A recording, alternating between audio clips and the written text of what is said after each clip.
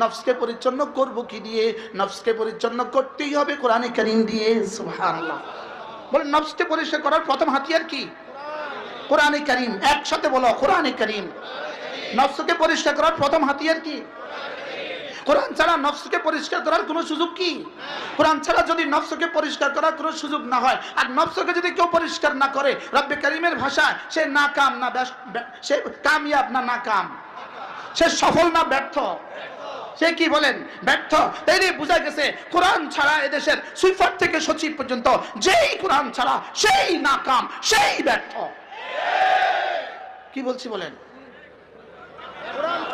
বলো কোরআন ছাড়া, বলো বলো না, বুঝে বলতে হবে। কোরআন ছাড়া সুইফার সেও ব্যর্থ, কোরআন ছাড়া সচিব সেও ব্যর্থ, কোরআন ছাড়া ক্লিনার সেও ব্যর্থ, কোরআন ছাড়া মেম্বার সেও ব্যর্থ, কোরআন ছাড়া এমপি সেও ব্যর্থ, কোরআন ছাড়া মন্ত্রী সেও ব্যর্থ, কোরআন ছাড়া প্রধান উপদেষ্টা সেও ব্যর্থ, কোরআন ছাড়া প্রধান সেনানায়ক সেও ব্যর্থ। না, কোরআন ছাড়া সফলতার আর কোন রাস্তা নাই।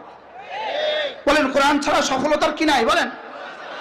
কোরআনওয়ালা যদি গাছের নিচে ঘুমায়, কোরআনওয়ালা যদি গাছের নিচে ঘুমায় সেও কামিয়াব, বাংলোতে ঘুমায় সেও কামিয়াব। কোরআন ছাড়া যদি গাছের নিচে ঘুমায় সেও ব্যর্থ।